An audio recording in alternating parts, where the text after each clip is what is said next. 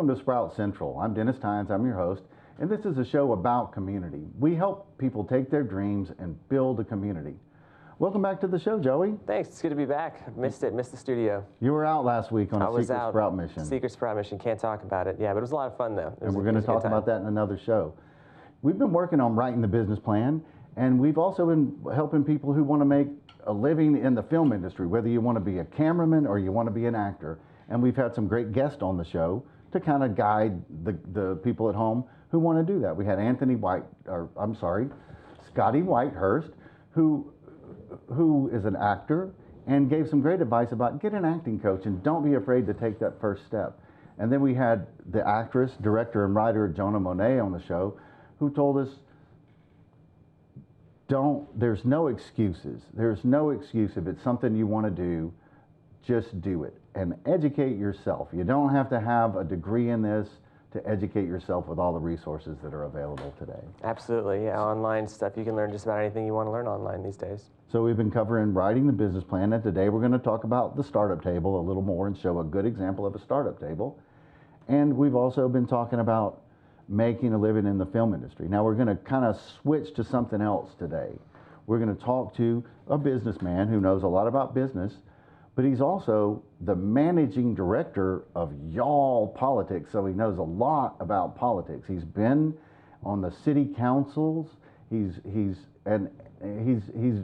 got a great social media presence. If you're interested in following Frank Corder, the managing editor of Y'all Politics, he's got a great message for the folks at home who are interested in politics and business. It's going to get political today. That's exciting. It's going to get political. So if you like that and you want to see a little bit more, stay tuned for the rest of Sprout Central.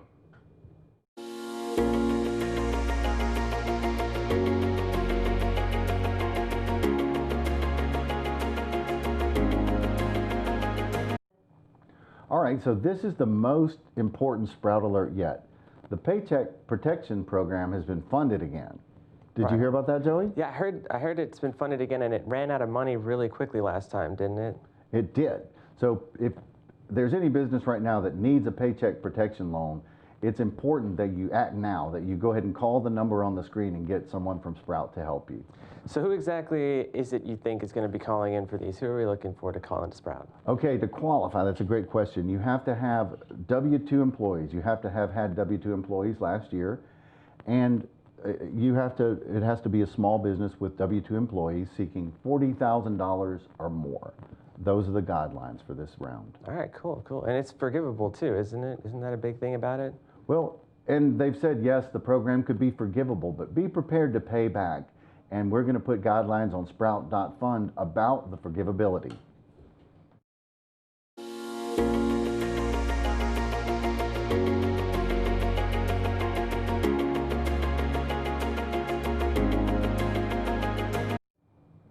All right, welcome back.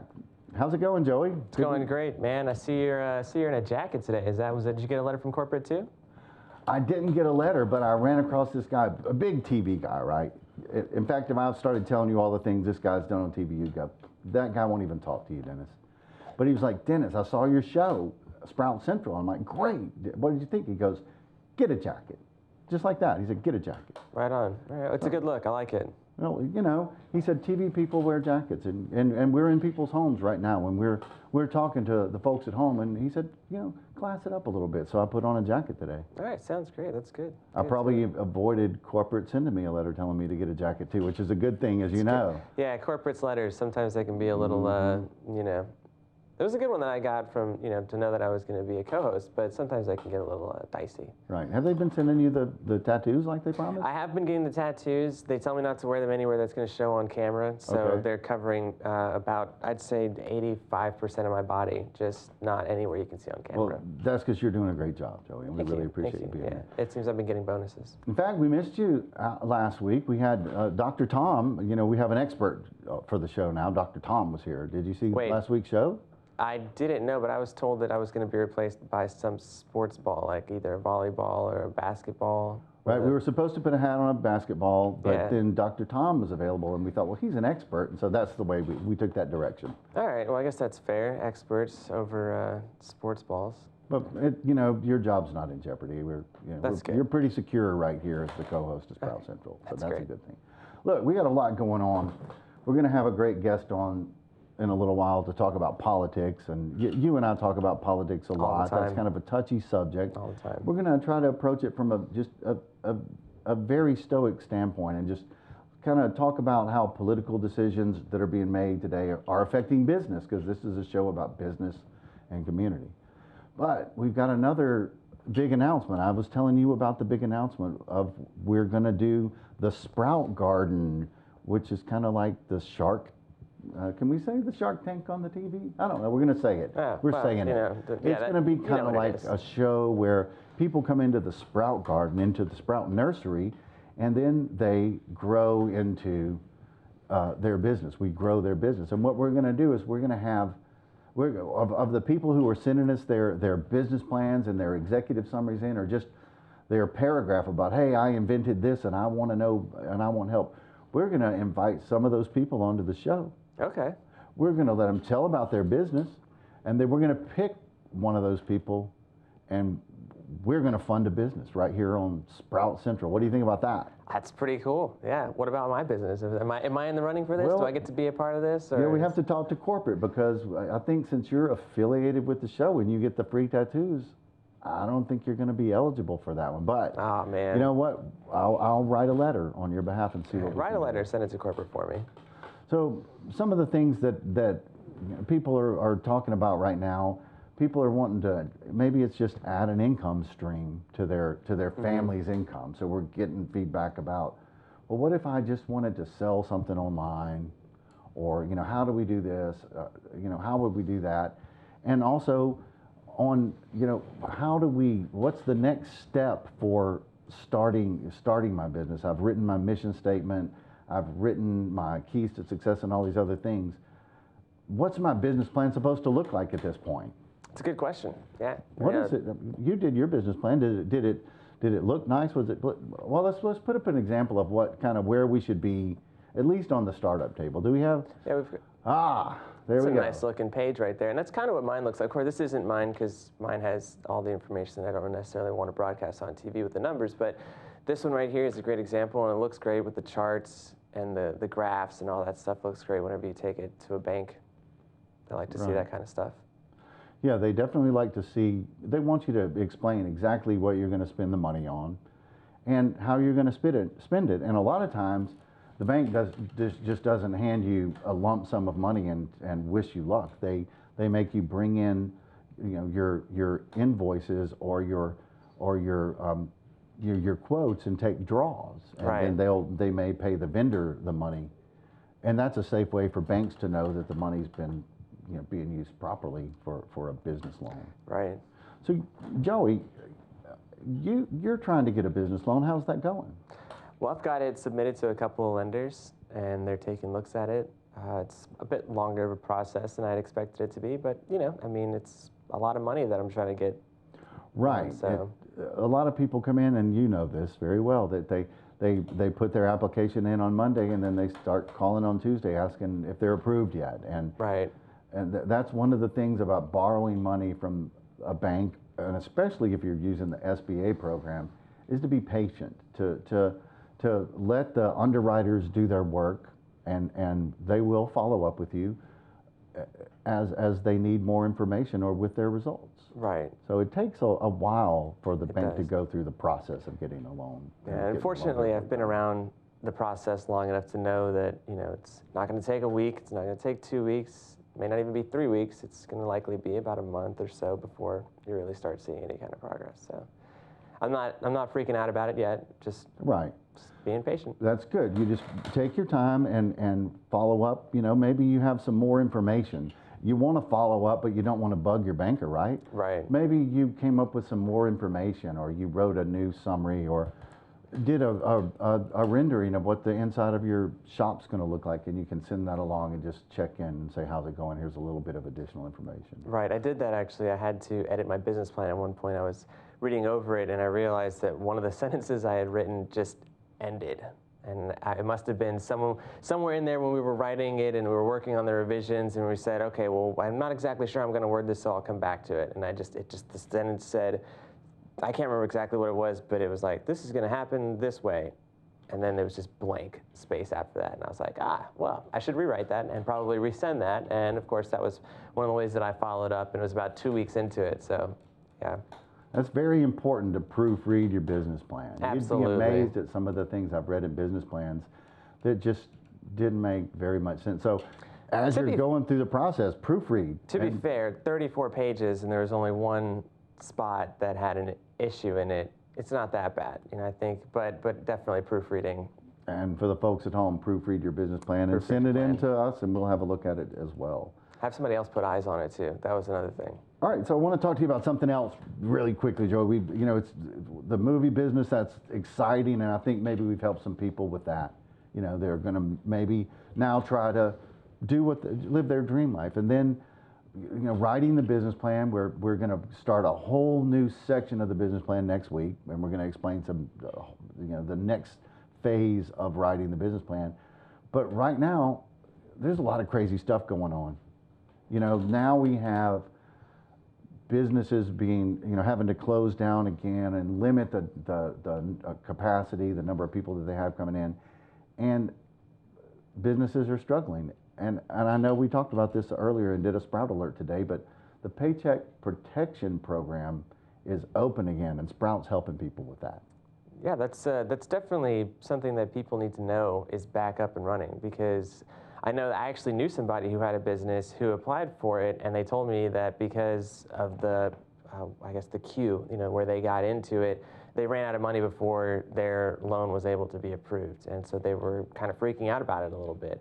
So it's back up, it's back funded, and people can start applying to it again, which is really important for people who might have missed it the last time to know that it's back up and running, that they can apply for it again. Right, it's big news. And even bigger news is that Sprout wants to help businesses in the community. If you're just watching this show for the first time and don't know what Sprout is, we're a community development entity, and our job is to create jobs.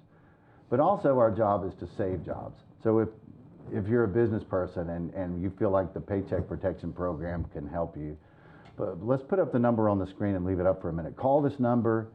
We're not going to charge you anything to help you. We're going to help save your business if we can, and develop a relationship with you for the future. So please call us and let us help you for the Paycheck Protection Program. A couple of important things are who's qualified for it, and you have to have had W-2 employees last year. And wasn't there a limit too that we were talking about, something about $40,000 limit? Right, the minimum loan amount is $40,000 this time. Okay. Right. So that's important too. So what's going to happen is people are going to call into the number, and they're going to get somebody from Sprout, and we're going to walk them through it step by step. We're going to send them the link, and the link can get kind of complicated. It's not one of those pretty, web pages that you have to. So we're going to help them with go through the process of filling out the application, and getting all their documentation in, and making sure that they submit it properly, so that when they get in line, it doesn't get kicked back, because once it's done right, because that happens. Right, absolutely. And then the program gets defunded, and you're out of line. So we're going to help people, complete their application, and then we're going to follow up with them to make sure everything's going smoothly, and give them a number to call when they want to check in on it and have any questions. They're going to be able to talk to a live person whenever they call and get one-on-one customer service for their Paycheck Protection loan. That's pretty great. That's what Sprout's all about, that live person talking to you, helping you through getting your business going and keeping it running. And I think it's really important that people call in to help, because it was invaluable to me to have somebody who knew the industry, so to speak, the finance side of these sorts of things, to help you walk you through it, because there's a lot of really complicated terminology or concepts that normal everyday people don't take into account or think about, even if you own a business. So I think it's definitely really important that they call in and they talk to somebody here at Sprout, so that we can help make sure that what they're going through, what they're putting on these forms is what needs to be said in the way that it needs to be said, to ensure that they actually make it all the way through it, instead of it going, you made it through this many pages of it, and here's an error right here, and we're gonna have to put this aside, because they have so many coming in that if it's not done exactly the way it needs to be, then it's not gonna be looked at the way that it needs to be looked at. Exactly, and one of the things I did was I checked the wrong box on my SB loan application, on my SBA loan application, and the simple little things like that get you kicked back out, we're going to help them avoid the pitfall. So call us if you need help, and stay tuned for the rest of the show, because we've got Frank Corder from Y'all Politics coming up, and it's going to get political next. We're going to talk about that.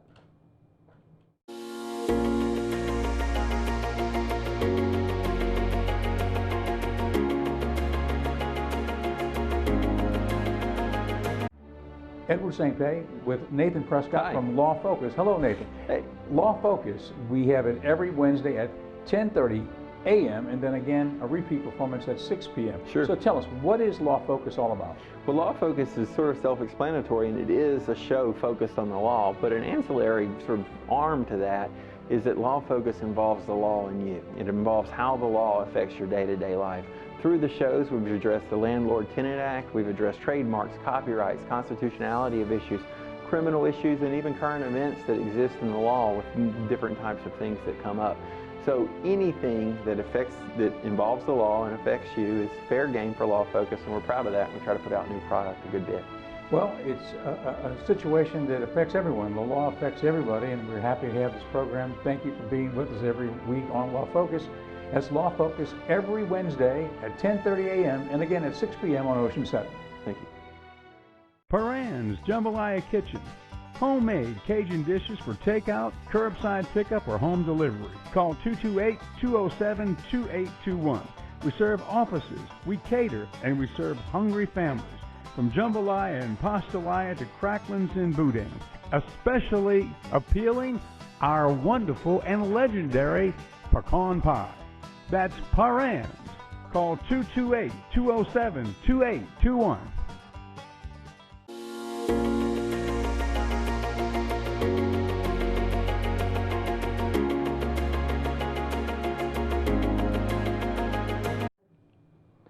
All right, we're back, and we've got Frank Corder from Y'all Politics on the show. Frank, it's nice to see you. Thank you for being on the show. You too, a little fist bump there. Doing a little fist bump today to keep, our social distancing. That's right.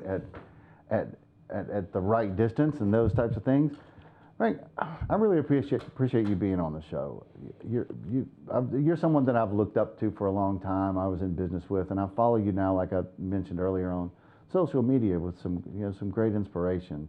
Well, thanks for the invitation. It was nice to be able to go out of the office a little bit and come visit with you a little bit. Excellent. We used to work together at a bank, and Yeah. I remember, coming to you for advice a lot as a new person at the bank about how to help, people get the loan they wanted and things like that. And as you know, this is a show about community and about Sure. helping those business people that need a loan to get one. And one of the things, in order to be able to work with a community development entity, you have to be turned down by a bank. I Right. don't know if I've mentioned that to the people or not, but that's a big deal. Is if the bank can help you, that's the first stop. Mm-hmm. What are some of the things banks are looking for when they're evaluating whether or not to make a business loan? Well, it's been about a decade since my banking experience ended. Had a good time there, and also working with you. But as far as your question, they're looking for, of course, collateral. They're looking for the typical credibility. They're looking for what you bring to the table, and it's a little more rigid sometimes than what some of the community development efforts come across as.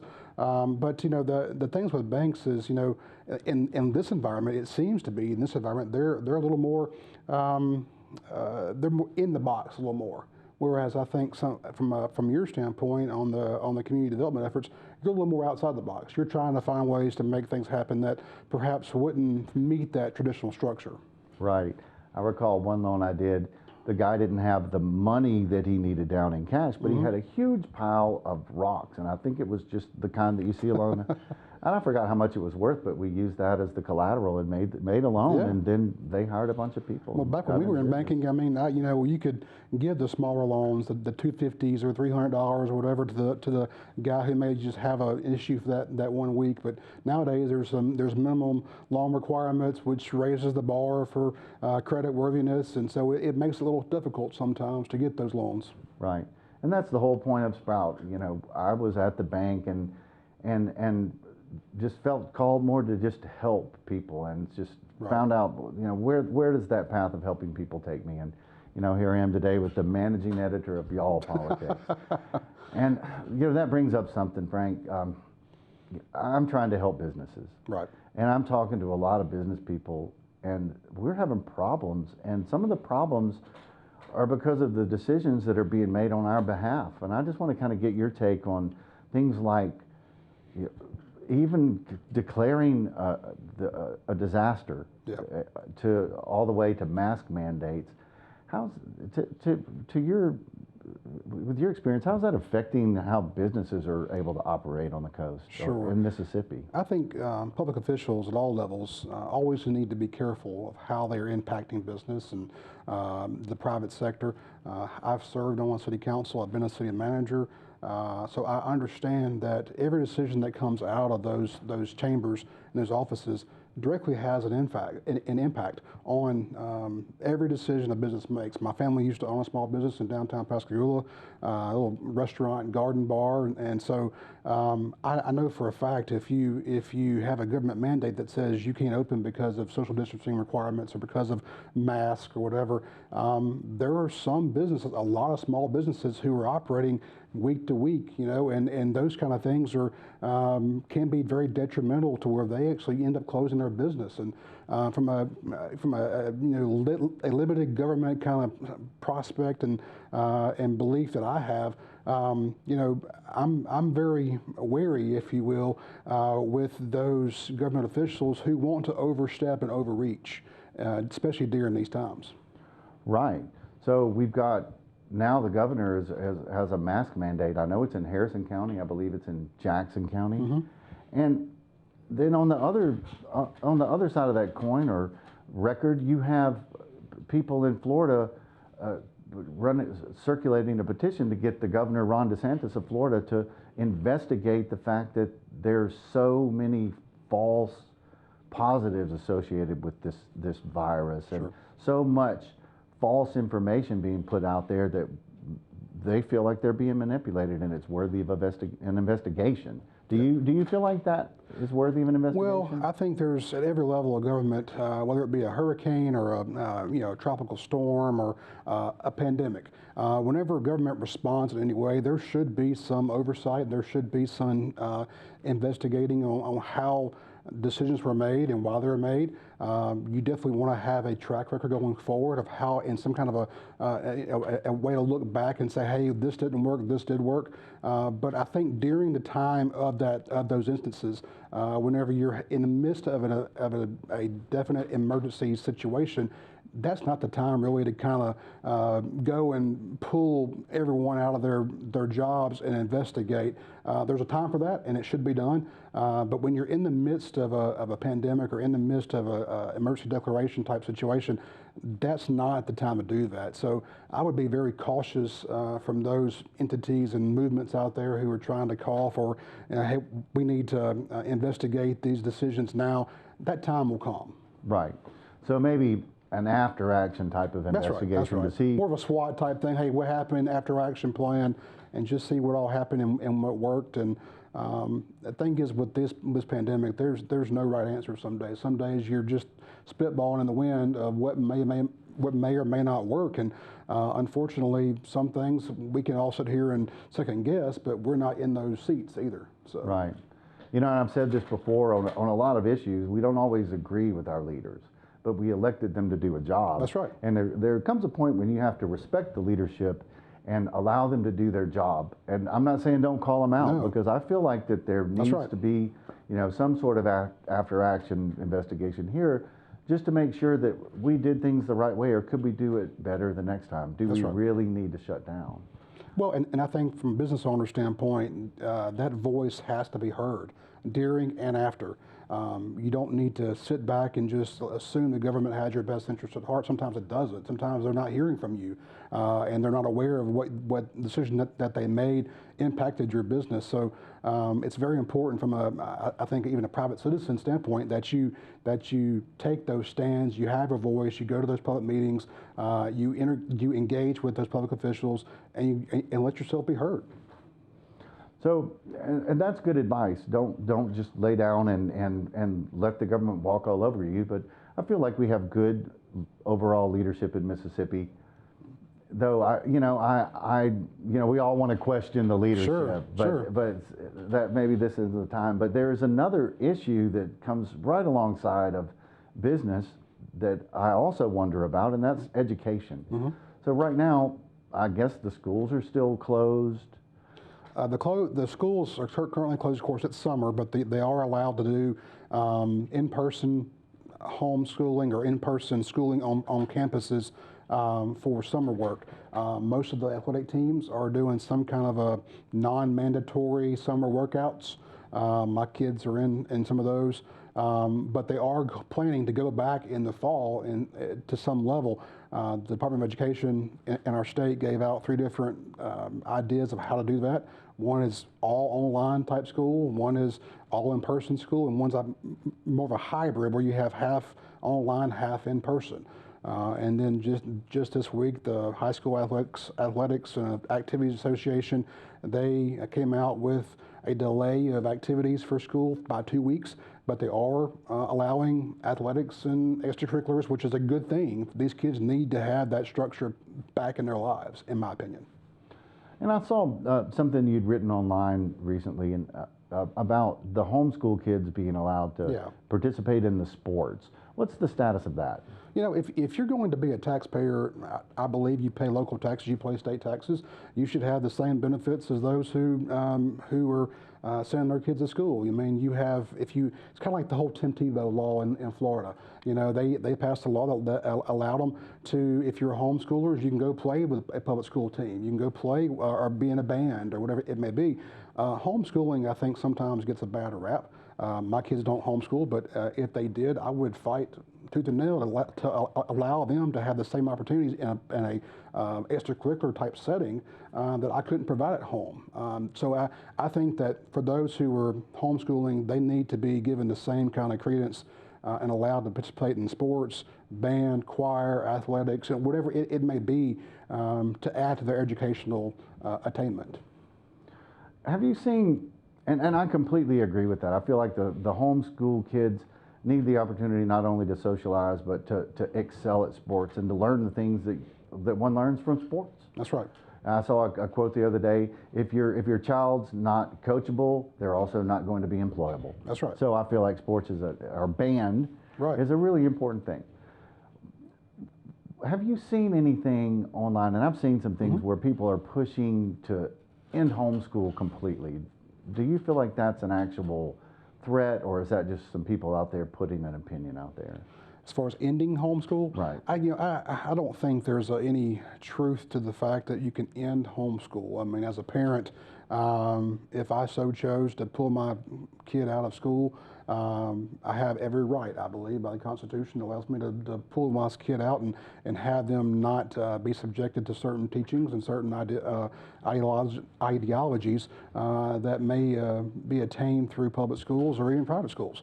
So no, I think that's pretty much a bunch of social media hype. You know, when you get a 24-hour news cycle, when you have a bunch of talking heads that go into social media, sometimes you get some crazy stuff out there that is just not even worth paying attention to. I totally agree to limit what you believe on social media. Yep. Frank, it's been a great pleasure catching up with you. Thanks for having me today. Like I said, I love following you on social media. Please keep up the good work and also with Y'all Politics. I'm an avid reader, and I feel like that's one of the definitive sources for political news, especially in Mississippi, but in the South. So appreciate that. I'm keeping up with your ongoings there. And so we're going to wrap up the show today, but please come back and see us again. Anytime. And I want to thank everyone at home for joining Sprout Central, where we take your dreams and we help build a community. Join us next week.